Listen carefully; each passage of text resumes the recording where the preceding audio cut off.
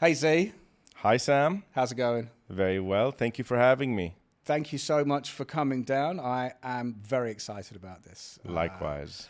I think that you are, not to offend all my previous guests, I think you're the first proper bona fide restaurateur that I've had on here.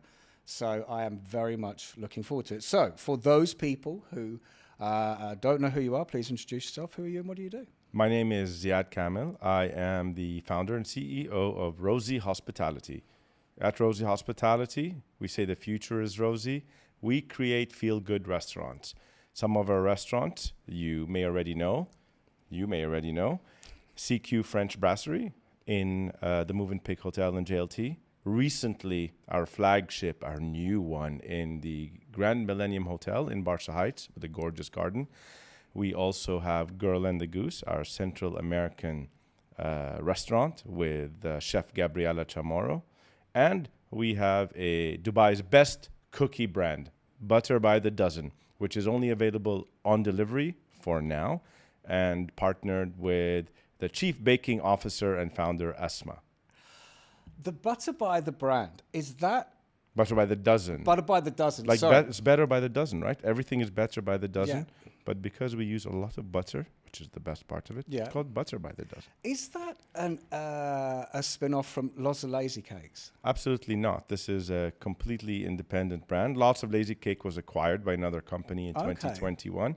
Butter by the Dozen was founded by Asma Jabri from her home kitchen. And her mission was to create the most artisanal, salt-kissed, best tasting cookies in Dubai.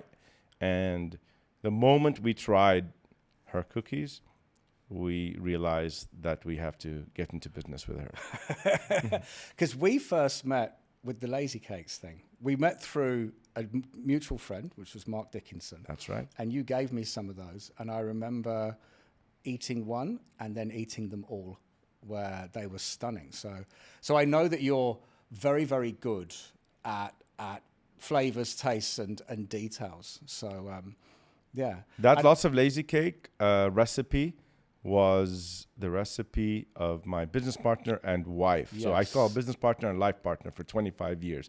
So she used to make those all the time, and we used to love them. So at the time when we had our delivery-only brands, we launched that officially from our kitchen fridge to our cloud kitchens. And it was acquired in 2021. So Butter by the Dozen, similar story, but with cookies and with a different founder, Asma. Fantastic. What is it like working then with your wife and life partner? Very good question. I'm happy you started with the easy ones. It is an easy one, actually. So a lot of people ask, what's it like to work with your wife? Or they ask my wife, what's it like to work with your husband? Mm-hmm. And usually followed by, oh my God, I would kill my partner, right? How do you do it? Yeah. And for us, it's very natural and very easy. We met way back when we were in university 25 plus years ago. So when we met each other, we were students, we were poor, we had none of the business. And we stayed with each other all throughout these years, and we built all of the brands and all the companies one after the other, both of us investing emotions, capital, time, mind share, stress, tears, blood, sweat, everything. And so it's only a natural progression to share our entire life together, not just our non-working life.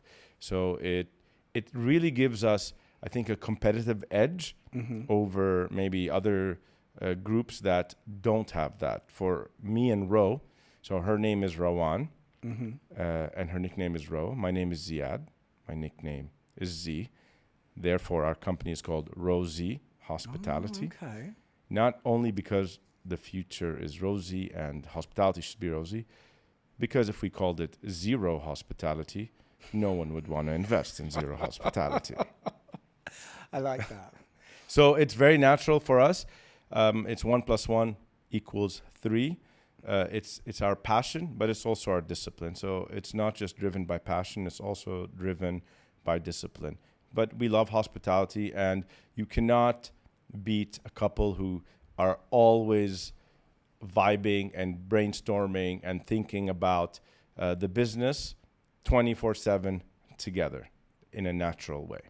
Do you have like separate responsibilities, or is it a collective? So it's like a Venn diagram. So there in the middle is the collective, and then there's the separate. And ultimately, there's one big circle that we both fit into. So Rawan is the chief brand officer.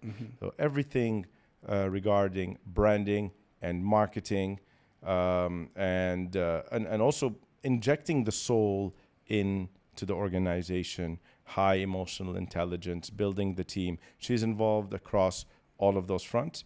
What she doesn't touch, and what I do, is the fun stuff, the legal, the finance, the negotiations, the administrative. But we dabble in both together. I'm very much also involved. I love when I want to break from the fun stuff. I do the brainstorming with her, and ultimately we support each other through the challenges that we both lead on. And we look after the company and our team together. Awesome. What were you both studying at university then? Where does all this come from?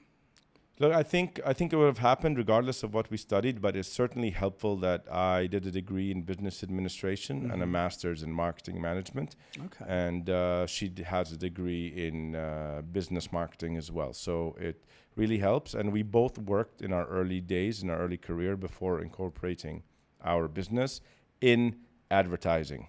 So we have that brand exposure and that, I guess, the calluses from working 16-hour days that only happened during advertising back 20-some years ago. And I suppose the next logical question is then what drove you towards restaurants? I've always wanted to own my own business ever since I was in high school. And even through university, I was attracted and drawn to creating experiences for my friends, whether it was in my dorm room or whether it was through a booking in a restaurant or a bar or a nightclub. I loved curating experiences and turning an idea in my head into an experience for people and watching how they react. And so combining my desire to own my own business because it is limitless, and my love for creating experiences for people drove me toward hospitality. And in 2003, when I was 23 years old, I hosted I organized a New Year's Eve party in Beirut that attracted more than 500 people, and I ticketed it, and it was a resounding success, both socially and also financially. And it was that moment that was the beginning of the end of my employment, which was just 1 year in the making. So what sort of party was it? New Year's Eve. What style did you go for? We rented out a palace in Beirut, the Sursa Palace, that was built in the 1800s. And it was very lavish. And we threw a party called 007. That was the theme, Nice. James Bond. Yeah. So you can imagine what people looked like. That was a long time ago, but that really, the next day I realized this is what I need to do on a daily basis. And how did that then start? Like you say, the very next day you were like, I love promoting this event, thrown a big party. New Year's Eve, lots of, I used to run nightclubs, so I can imagine when you get a good night, they are priceless. So what was that early sort of next step straight after that? Well, the early next step was, how do I convert this into a daily operation? And the next logical step was, well, I need to open up a bar, because the skill set and what I learned from doing the party could be directly applied to a bar. So I, as a 23-year-old, I started walking and going door to door and trying to find a suitable location to open up my first bar. And that was very interesting because I had no capital. All I had was a mission and a dream. Yeah, just expand on this story, because at 23, the thing is, at 23, you kind of have that fearless attitude where anything can be done. We're all going to live forever. Do you know what I mean? A little in-joke between us is there's no back pain yet. Do you know what I mean? But so, yeah, just please expand on the story of starting your own bar. So that's something I really wanted to do because I was a patron of many bars. And unlike maybe some patrons, every time I would go into an establishment, I used to count the number of chairs, the number of people, watch what was being ordered, order myself and estimate their revenue and their expenses. And I kind of build business plans in my head in every establishment I go. So it was almost like I was obsessed to try and estimate the revenues and profit margin of many different bars and businesses. And every time I said, like, I could do that. If that, and then, I would see the owners and I'm like, if they could do it, I definitely could do it, right? And so I did find a location, and I needed capital. So I put together a rudimentary business plan. It's just basically a financial forecast spreadsheet. Mind you, I had a full-time job still. So after I secured the location, I needed to secure capital. I was around $120,000 at that time. And so a 23-year-old can only raise monies from the 3 Fs: friends, family, or fools. No one else would give you money as a 23-year-old trying to open a bar. So obviously I went to family first, and I went to my father, and I said, Dad, I want to open a bar. And my dad was like, all right, you have a business plan. He's very supportive. He doesn't even drink. And I said, yes, here it is. I'm very convinced, and I think I can make it happen. And he said, okay, are you going to serve food? I said, no, only alcohol. Yeah. He said, yeah. All right. Well, my job here, my role as father is to support you. I supported you to this far. I will be the guarantor of your loan that you take in the bank, and you shall pay back the loan. If you default, at least, we'll figure it out. But the bank will give you the debt needed only on one condition, that you do not resign from your full-time job in the multinational. I was working at Leo Burnett at the time, until you have fully paid back the loan. I said, yeah, absolutely. I wasn't going to resign until that happened. So obviously I got that up and running. The first bar, it was called Gauche Caviar. And sorry, you say I got that up and running, right? But full-time job, 23 years old, 120 grand in debt now. Yes. With your dad, not as you said, supporting you, but still having that in your mind. You know what I mean? Like, how was it? Just tell me what one day looked like. Opening a bar is not easy. No, it wasn't easy. And mind you, this is Beirut. It is not administratively the most transparent place, to say the least. And coming from, I lived abroad, and coming from a place where I had the GCC mindset, where things were transparent and non-corrupt and professional, trying to even obtain a license to renovate the locations turned out to be an absolute challenge. It was so hard. In places like that at that time, you could only get things done if you had family members in governmental positions. I had none of that. So what I had to do was go to the municipality at 8 a.m. before my work starts at 9, try to chase up my file physically, and there's no computers, everything is in documents. Chase it up from one engineer to another, do that, and then go to work. And then just do that, I think, almost 3 or 4 times a week, every single working day for 10 months until I got the license to be able to build. And, I would go into these offices and they would turn me away until I started knowing who's who and drinking coffee with them and creating relationships and explaining to them that there is no wasta here. You're seeing it. I'm just a 23-year-old guy trying to open a decent business. Just help me out.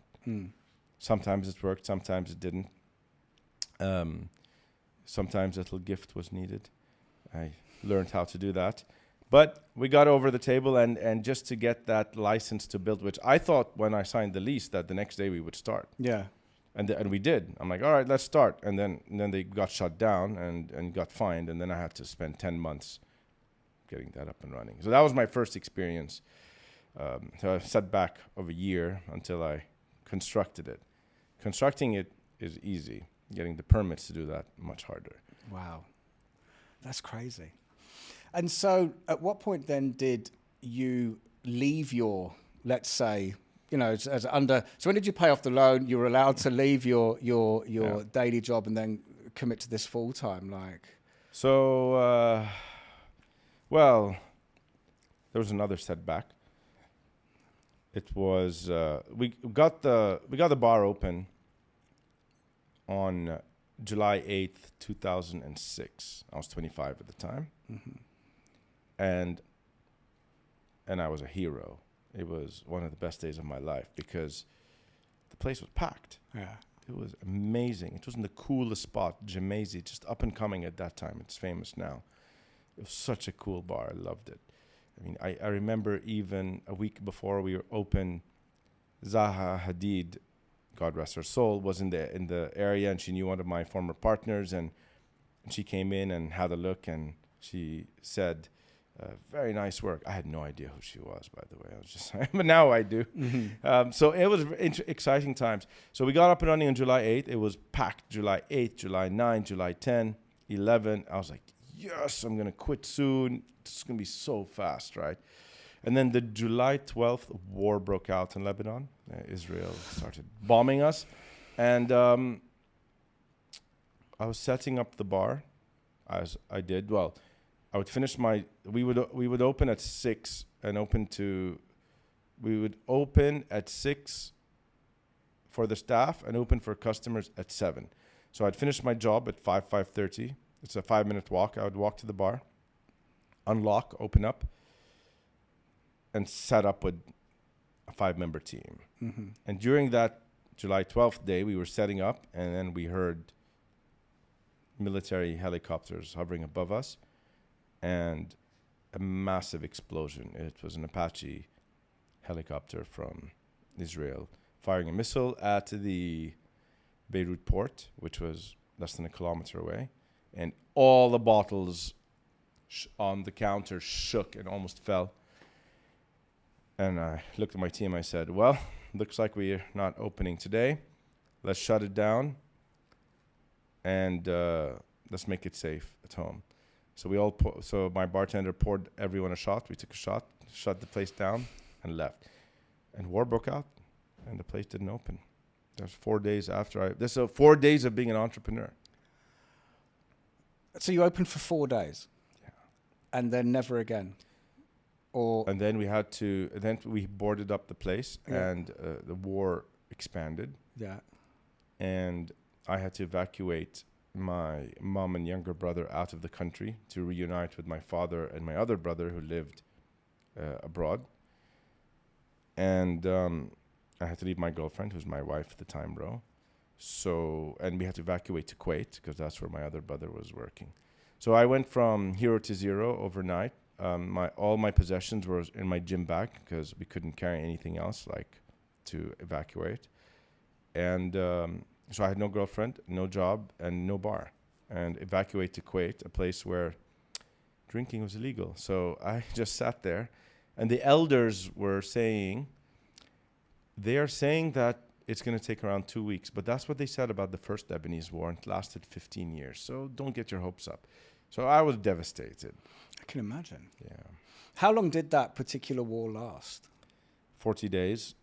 Last 40 days, I was glued to the news in Kuwait, staying at my friend's house, TK's house, and who took me in as a friend and refugee. Yeah.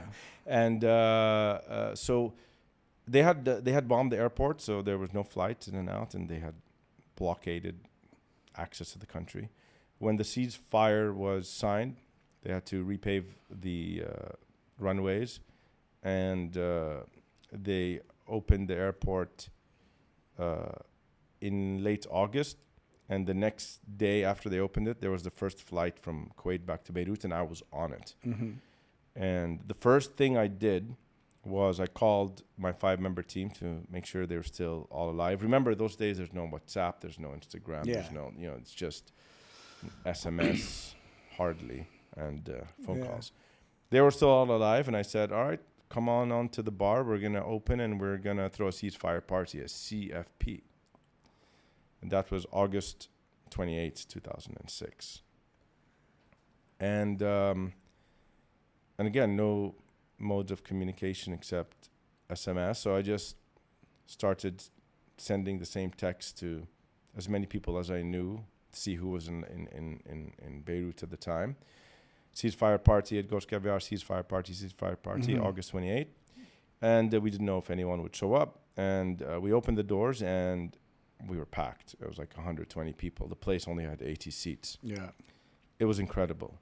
Must have been a hell of an atmosphere. Wow, it was amazing. I mean, celebrating, the end of a brutal war in a bar, people, it really needed to socialize again. Yeah. There was no electricity. We had a backup generator. Sort of 2 hours into the night, the generator failed. Everything was blacked out.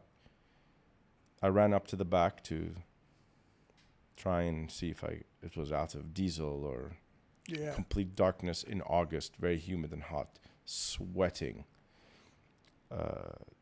Again, there's no flashlights on phones, so I had a flashlight in my mouth. Because I needed my hands to work the generator, so you can imagine that scene. Trying to siphon diesel through a jug into it, sucking on a tube, ended up getting a mouth full of diesel all over me, it doesn't taste good, by the way. Siphoned as much as I could, tried to switch it on, nothing. Sweaty, covered in diesel, sat on the curb and in pitch darkness and started crying. That was the first time. That was the harsh reality of unfinished. Opened my business, 4 days war, 40 days later, reopen. Here I am again, sat, defeated. I got over it like in 5 minutes because I had the place full. I had to wipe the diesel and the tears off. Thank goodness the diesel could justify my red eyes and weird smell. I went into the bar. All the point of sale machines are off, so you couldn't take orders. Staff had put on candles, and I told the staff, and people were still there. Mm-hmm. They're like, what do? We can't ring orders. I said, you know what, just keep serving. It doesn't matter. Don't ring any orders up. Just keep the party going. Yeah. Keep the candles on. And people really appreciated it. At the end of the night, what ended up happening is the people who were there, by their own free will and generosity, just left cash based on what they thought they ordered. It's amazing. And that was the best feeling ever. I was running a nightclub once. We had a power cut, and we managed, it was a really, really big club, we managed to get one set of decks on in the smaller room. There was one emergency light working, and there was one till. And it was that we're talking about, cables on the floor, gaffer tape down, plugs in, plugs out, trying to get something going on. And this was a really, really big, sort of big rave nightclub in the UK that had so much production and, a lot's gone into it. I remember that being one of the best parties that we'd ever done because it was so raw. It was so reduced. It was so, I don't know, I think the crowd really appreciated the effort that we were going to get something going on. That I just remember, it's always, like you just said there, there are moments that happen where you think there's a true essence to just having a reason to do it, making an effort, a great atmosphere. Customers have a way of stripping back, do you know what I mean? And just really appreciating some raw atmosphere, I love that story. I think it's great. Thank you. So, I suppose there's a lot to get through, but let's come to Couqley. Do you know what I mean? And how you came to Dubai and you started Couqley. Couqley. So I was one of the founders of Couqley in Lebanon in 2009. We opened it. So the bar opened in 2006. We opened another bar in 2007. After I opened the second bar, it was across the street. So it was towards the end of 2007. I think it was November. I put in the last check. Mind you, I didn't take any salary or any money from the business because I just wanted to close the debt. So I was just living off my work. I put the last check in to the bank, and it was the one that took it from negative to positive.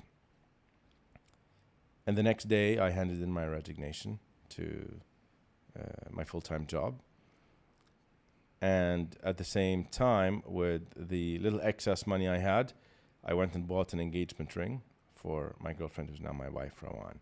That was the first thing I spent on. So resignation, engagement ring within a couple of days of each other. And I said, right, now I'm on my own. I knew that night bars had limited lifespans, right? Great bars, good cash cow for 3 to 5 years, and that's it, right? It's trends. And I knew I wanted to be in hospitality, and I knew that only a restaurant done right, would be able to scale, grow in the region, and possibly outlive me if I did it well. You see these restaurants all the time since 1902, and right. So I was like, you hardly see bars. Maybe in the UK you do, but not in our region here. So so I said, look, I need to make this a life goal, right? It needs to be my life, and I need to open a restaurant. And I'm so passionate about food, and now that I have the experience I need, I can do food now. I can run a kitchen, and I can do it. So that's when I decided to open a restaurant. And with my former partners, we opened up Couqley in Lebanon in 2009. I was the managing director. And then I opened the second branch in 2013. And during that time, I was very involved in the hospitality scene in Lebanon. And I joined the National Restaurant Association's Board of Directors. There is it's called the syndicate over there, because it's in French, syndicat, or the organization, founded in 1946. I was the youngest board member elected since 1946. Since its inception, I was 28. And because I wanted to make a difference, I wanted to lobby for better rules, for better regulations, to improve not only my business, but everyone else's, and to learn as much as I could from the people on there who were doing it a lot longer than I. Part of our job was to lobby the government. So we would visit the presidential palace, meet the president. We would visit the parliament, meet the prime ministers. We would visit various ministers of economy, ministers of tourism, ministers of health, and your party leaders. And every time I would come back from one of those meetings, my wife would say, how did it go? And I said, we need to get out of this country. We need to leave. I love Lebanon. I love the Lebanese people, but the way it was governed was absolutely horrendous. Usually when you meet a president or a prime minister, I don't know so much about these days, but you would be left kind of inspired, right? But it was a complete opposite, and I knew we had to leave. I just knew. I said, we have to get out of here. At that time, 2010, my daughter was born, and 2013, my son was born. So after we opened the second Couqley in Lebanon, and our son was born, I told my wife, now's the time. We need to get out of here. We need to move to Dubai. I grew up in Oman, in Muscat myself, so my software is GCC international spec.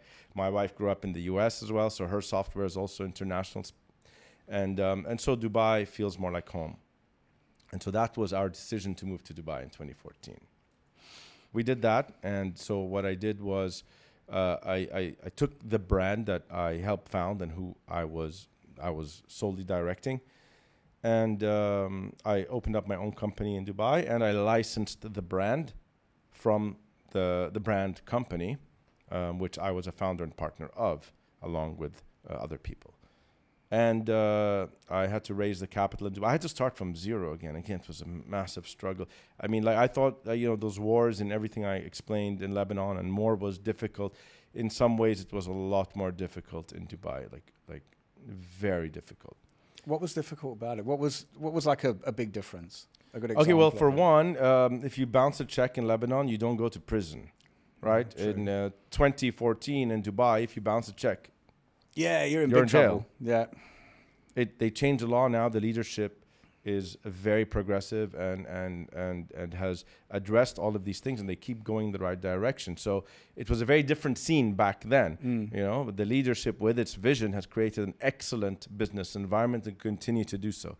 2014 wasn't the case with regards to bounce check. And so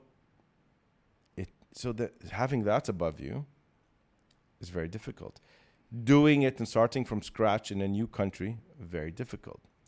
Doing it and having a 1.5-year-old and a 3.5-year-old child, also very different than being a bachelor and being able to, live off $200 a month. And so everything I built in Lebanon was really zero except for my experience, but it wasn't transferable over in any shape or form. So I had to start again from scratch. The only thing I had was my know-how, my grit, my determination, and my appetite for risk and being able to absorb blows. So started our own company here, had to raise the money, approached 98 people, so almost 100. 85 told me no. Half of those 85 ghosted me.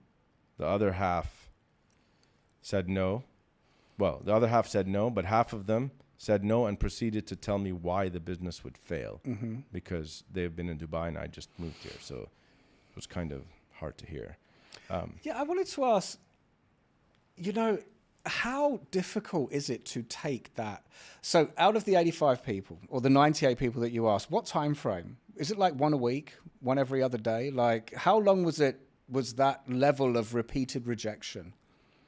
Because I'm fascinated by the fact that people can take that rejection and go, okay, fine, I'm going to go and say the same thing to somebody else and then no, and say the same thing. And it's how long do you have to be, I suppose, with all due respect, how long does someone have to be just pig-headed about the fact that, no, you don't want to invest, but I know this can work. Somebody is going to fund it because restaurants are not cheap. You're not asking for 50 grand probably. You're probably asking for a few million. You don't have you don't have to say which of the figures. I was asking for 10 million dirhams. Yeah, there you go. Right. You're not asking for pocket money. There you go. I mean, I have no problem sharing this. We signed the lease end of 2014. So look, sometimes you have to create a situation for yourself to get out of.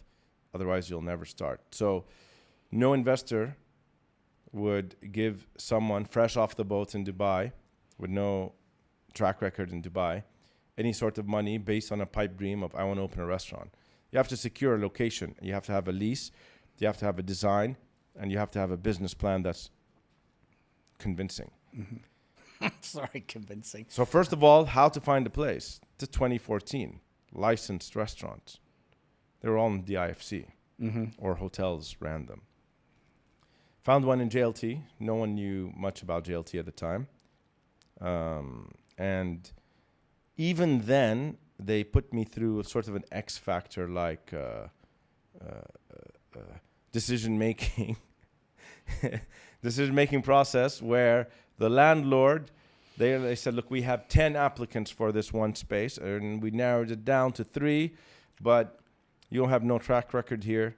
And so they ended up sending a mystery shopper from their team here, who wasn't even Lebanese, he was Australian, over to Lebanon to check out my 2 restaurants to make sure what I was saying I could deliver, that I built there, I would do here. At the very end, after a long process, they're like, you won. Now give us the money, right? So that's quite good on their behalf, though, for due diligence, isn't it? Not because in Dubai, as you know, so many things just come and go, and there is always the kind of substantiated sort of claims that landlords just sign deals because they want rent and then everything else is on the tenant. So I don't know, that's quite cool that they actually sent someone there that came back and went, yeah. Thank goodness, right? And because it was JLT and it was very little known and people are like, what the hell is JLT? You know, now it's an amazing community. The big players weren't going after that space, so I had a little bit of a chance, right? It was kind of scraps. Now it's prominent. And very good on them for, you know, I created a good relationship with them. Perhaps I was convincing, perhaps they saw, and I say it very clearly now, even some of the people who signed off are still involved. I'm still very friends with them. They saw something in me and I will forever be grateful, right? And they took the risk. They took a big risk as well with me. So did I with them. And so I had to sign the lease and hand over checks. I didn't have any capital. I managed to raise pre-signing capital of 1 million dirhams out of the 10. I needed 9 more. Mm-hmm. With that money, I had to give them the rent checks. I had to pay the contractor to start working, and I had to pay the architect to design, right? And so the clock started ticking. I signed the lease. There's rent checks. They could cash them in. And I only have 1 million. I need 9 more. So I kind of put myself in that situation. There's no room for... I either go to jail or I raise the capital. So I mean, when you're saying, you know, you have to be, you know, how pig-headed do you have to be? Well, when you put yourself in that situation, the only way out is to get yourself out of it. How many times did you think, the fuck am I doing? like, did you, because the thing is, people hear these kind of cliched sound bites all the time. Do you know what I mean? But to be in that position, I'm just so intrigued in like what was in your head on a daily basis. I've built a restaurant here on behalf of investors, and we had the capital, like, and it was a thing where everyone had to put the money, so you knew it was there. But to actually be the train is leaving, well, it's left the station, but not every carriage is on there yet. Like, how did you sleep at night? It was the only way. It was I was in a situation where I had to bring on investors and raise capital faster than my capital could be deployed, so the rent checks don't bounce, and so I could pay the contractor to keep on building the place. Because the only thing that would save me was to get the place open and revenue generating. And it was very stressful time. I'm not going to sugarcoat it. You know, there's a lot of sleepless nights and there's a lot of anxiety and stress. And you don't want to bring that home to your family, right? So you need an internal mechanism to deal with it. And the way I dealt with it was I became very disciplined for my health and my fitness, you know, and I started exercising with my personal trainer and setting goals, because you can set as many goals as you want in business, and you can be as disciplined as ever in business, and you can do all the right things and still fail, right? So, and that's very heart-wrenching. So you need wins in life. But if you apply the same sort of discipline and dedication to fitness, effort equals reward. Mm-hmm. In business, effort may equal bankruptcy, even though done right. In fitness, you eat well, you exercise, you put, you know, targets, you'll see it. So getting those wins showed me that, okay, I'm not the problem, right? I can reach my goals. My discipline is in check. You know, I had the best body at that time. And so those small wins allowed me to keep focusing, because you need wins. You can't just keep having losses every day. So that's how I got through it. And you know, that's how I had to raise the capital and say, look, here's the restaurant, come, let me show you, contractors are on site. And we went through it. So from late 2024 till 2016, I had 85 no's and 15 yeses on a consistent basis. Is there one particular investor where you're like, thank you? Do you know what I mean? Or was it pieced together from a number of them? You know, was there a what you could possibly say a savior, or was it just little pieces from everybody, and thank all of you, you know? Little pieces from everyone. That's remarkable. No one wanted to put the lion's share. And it was, a lot of investors were like, okay, so you only raised, 20%. call me back when you raise 80. And like, all right, like if everyone says the same thing, I'm never going to get it done, right? So yeah, there was a lot of that, but it was all pieced together, 15 different investors, right? Wow. So, and then you went on to have a lot of success. absolutely. I mean, Couqley itself was a smash hit, and it was a Dubai staple. I say was, but I do wanted to ask then, so what has recently taken place then, because I didn't know, when we met again at CQ, which was, because I want to make sure we get to that, because that is a stunning garden. That is, I think I said to you, because we don't know each other that well at all, but we know Mark. And he said, I know Mark very well. I've done a lot of stuff with him. And he said, come, have dinner, this and that. And I had no idea where I was going. I really, really didn't. I certainly wasn't dressed for the occasion. I felt really out of place when I walked in. And I was sitting there, I was thinking, this is really good. The thing you've done with the bar, where you're inside and outside, is tremendous. And that particular hotel is renowned for a few other brands that are in there that are a little bit more rough and ready. No disrespect to them. They'll probably appreciate the sentiment. But that's absolutely superb. But then I did say to Mark, well, hang on, what Couqley? So tell me what's gone down? What actually happened? So what happened was when I set up my own company here, and I had to go through everything I explained and a lot more, which we don't have time for. Mm-hmm. I had signed a 10-year licensing agreement with the brand, which I was a part of. Now, throughout those 10 years, I operated the brand, and again, when I first opened the first 6 months, we were making losses. So I really thought I was going to go to jail, right? I had to. I had a case against me from the contractor filed because I couldn't pay him. I had checks with the landlord that if they cashed them, I would also go to jail. So I had to negotiate my way out of it all on my own, with no support from any of my former partners, because they weren't living in the country. They were living abroad. They had nothing to do with the organization that I set up here. It was set up as a franchisee here. Right, even though I was wearing both hats, so there was absolutely no involvement nor support from that side. You can't support someone if you aren't in the trenches with them, right?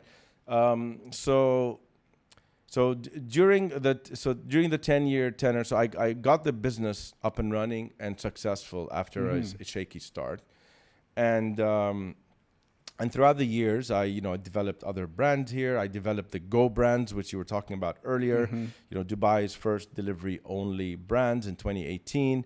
Ended up getting acquired by the incredible Kitopi. I ended up working with Kitopi for a year. And I kind of built my own ecosystem, my own reputation. I took all the risk here. And again, my investors take no risk except financial risk. I take financial risk, reputational risk, jail time risk, deportation risk. All of that stuff is on me. So going through all of that and opening many other brands in the city and sort of diverging again, and my former partners took over the Lebanon businesses, and those businesses ended up going bankrupt and shutting down. So I was the only one driving the ship, and the only Couqleys that were open were the ones that I was solely responsible for in Dubai. And so the visions for where the business needs to go were very different. And so I had a very, a candid conversation with my former partners 3 years before the 10-year agreement was done. I said, gentlemen, this licensing agreement is done in 3 more years. I would have served 10. Even though it says 6-month notice period, I'm letting you know it's best. I'm not going to renew the licensing, and I'm going to be developing my own brand like I have done for the past several years. And let's just have an amicable separation. And separations are never that amicable for those who have separated. But that's what ended up happening. So I fulfilled all of my obligations to the T, and I operated that brand for 10 years in JLT. After the licensing agreement was over, we had developed our own very different independent brand. Yes, it's a French restaurant, but there was nothing in the agreement that says we couldn't, open a French restaurant. We just couldn't do a bistro. So we opened a French brasserie, elevated, different name, different positioning. CQ stands for consistent quality. if I give one philosophy that brought me to where I am today, from my very first day opening a bar as a 23-year-old to where I am today, and everyone in my organization will tell you, it's consistent quality. Consistent quality in your customer experience, in how you treat your employees, and how you treat your suppliers, how you treat your stakeholders. You just have to have consistency and quality. And so we named it after our philosophy, consistent quality, CQ French Brasserie.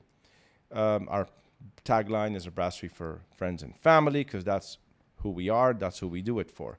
And we ended up stripping the JLT location, redesigning it completely from scratch, and putting our independently owned brand in JLT in Jan 1, 2025. And now on Jan 2026, we opened our second CQ French Brasserie, the one you were referring to, at Barca Heights. So that's how it came to fruition. And is Couqley still downtown? Because I went to the second one, which was a much different vibe. Is that still there? Yes, that is still there. So Couqley downtown, I negotiated that deal with the Pullman Hotel and the hotel owner in 2021. It was a 3-year management licensing agreement. So it wasn't a lease. So it was just a 3-year term where we would come in and manage on behalf of the hotel owner, right? So at that time, I was still part of brand Couqley. Throughout that 3-year period, that's when the separation happened. And that's when I provided notice to all parties that I'm no longer involved in Couqley. But I will continue as the manager to fulfill all my responsibilities. And whatever services I was providing, even as the brand, I continue to do so until that management licensing agreement ended naturally on November 15, 2025, after which we chose to not renew. The contract ended naturally.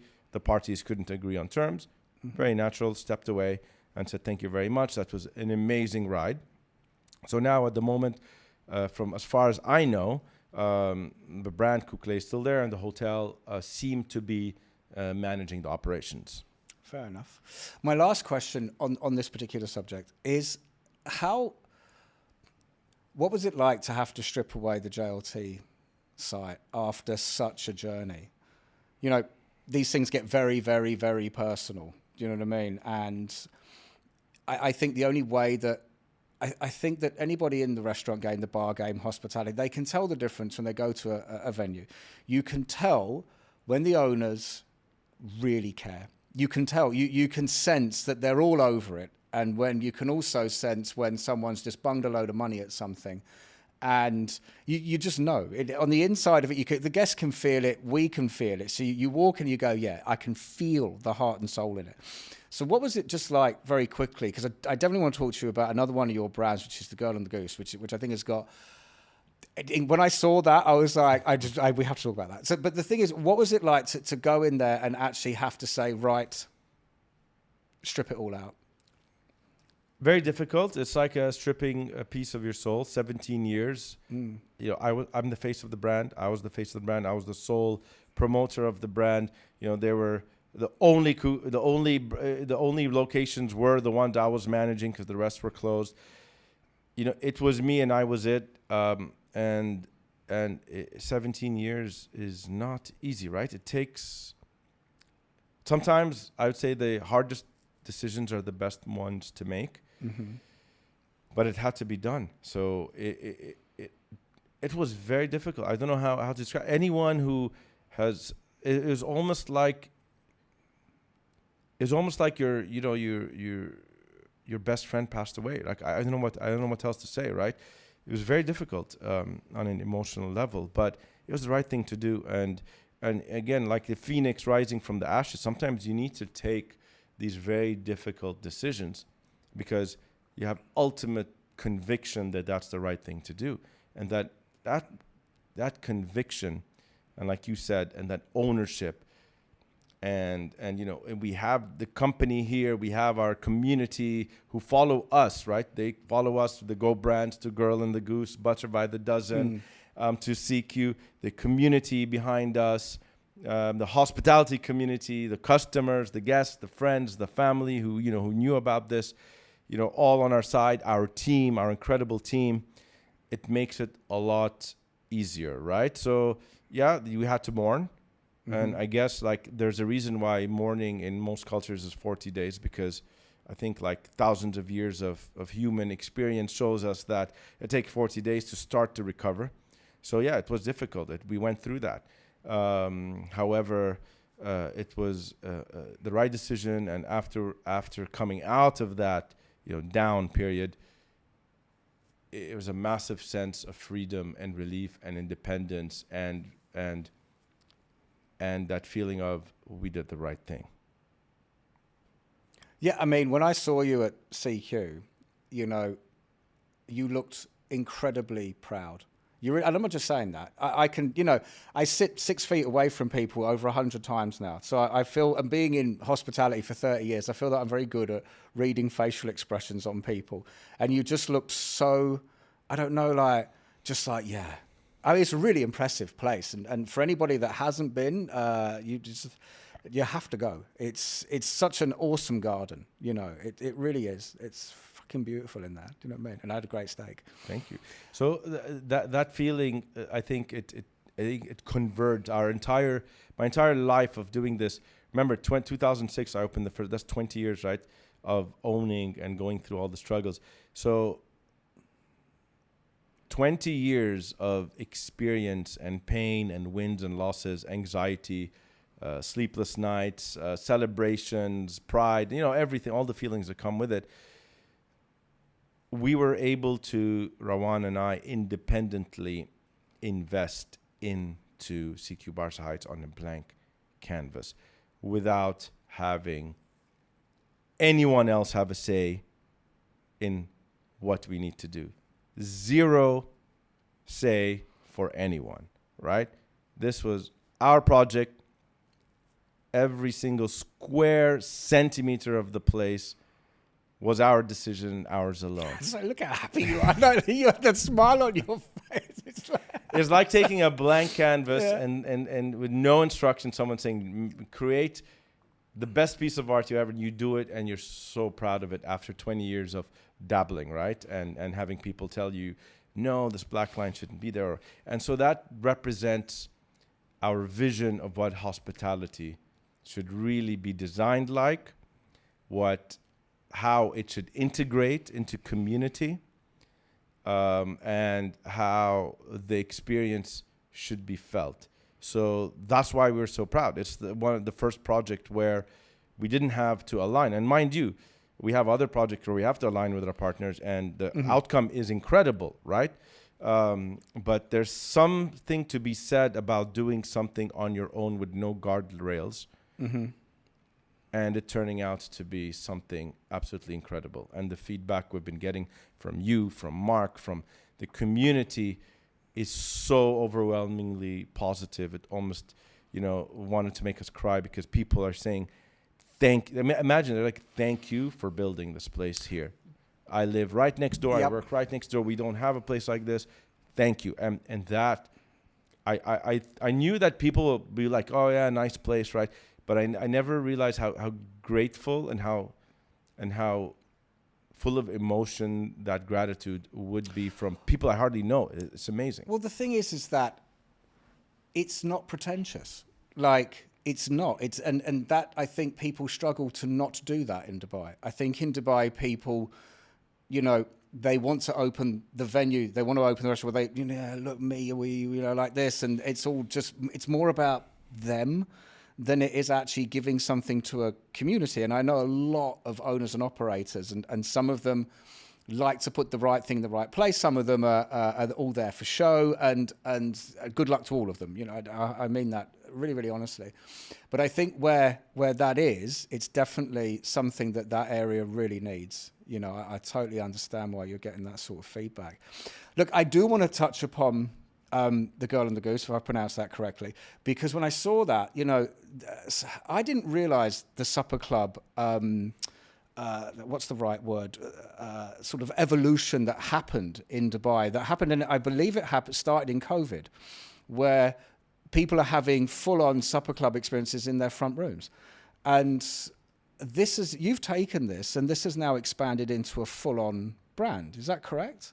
I mean, how did that, I mean, we're going to have to be quite quick, but I do want to hear who came to who first, you know? So we partnered up with like-minded people who share the same principles and the same values, right? That's Chef Gabriella Chamorro, and Jaimo Grasser, her husband. Same with Butter by the Dozen, Asma and Halim. So we are husband and wife. So with Girl and the Goose, Chef Gabriella was Emirates flight crew. And rightfully, as you said, during COVID, all flights were grounded. And now she could finally have the time to pursue her true passion of cooking and food. Because she traveled to more than 100 cities around the world in her job in Emirates and was inspired and learned so much about the cuisines of so many cultures. And she realized that no one was doing Central American cuisine. She comes from Nicaragua. There are 7 Central American countries. Most were pronounced by Bad Bunny recently, but so we didn't know about her. She was running her supper club for around 3-4 years at that time. She asked a common friend who knew people in the industry. She said she never saw Tout open a restaurant, but after 3 years of doing it, it became clear to her that that's what her calling was. And so she asked a friend and said, look, I know nothing about opening a restaurant. Could you connect me with someone who I can get advice from? And that friend connected her to Rawan, my wife, and they had coffee in our house.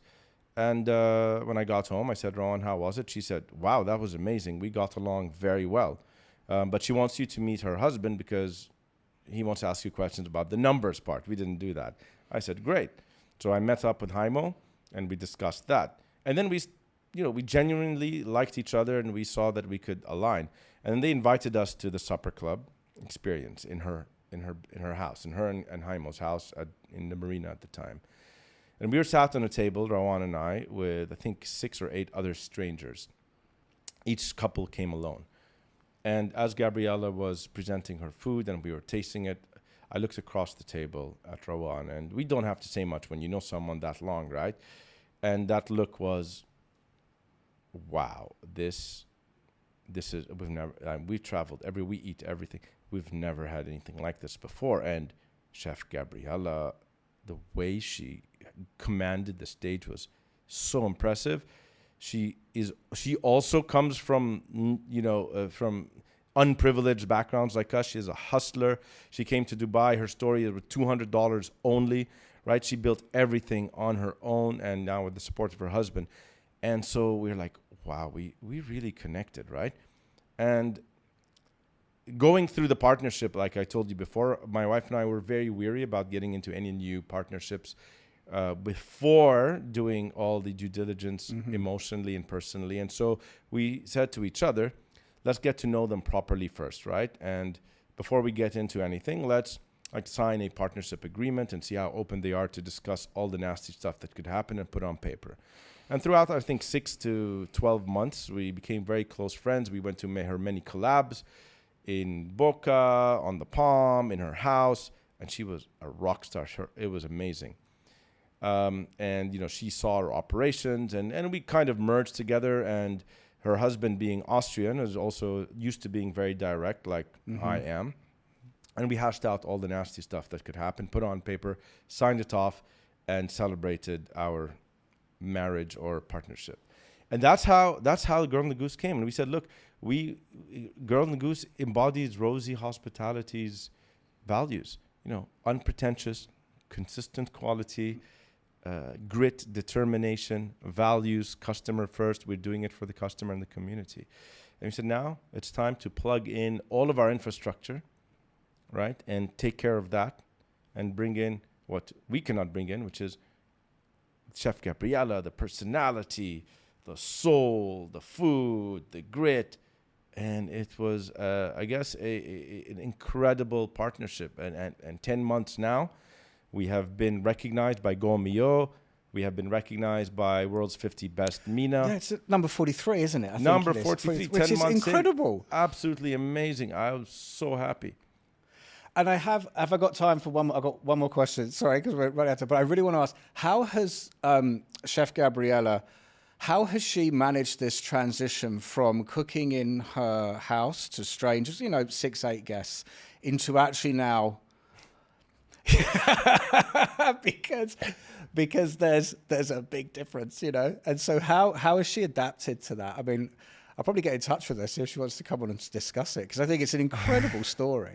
I think she needs to discuss it, but what I can say is that nothing good happens without the crying in the shower and stuff like that. But we were very lucky to have a CQ French Brasserie. We do like 400 covers a day, running a team of 55 people, a real operation, right? And with our group executive chef Fadi Naim, who came with me from Lebanon here, so I've worked with him for more than 15 years. He is, without him, we wouldn't be where we are. So props to him.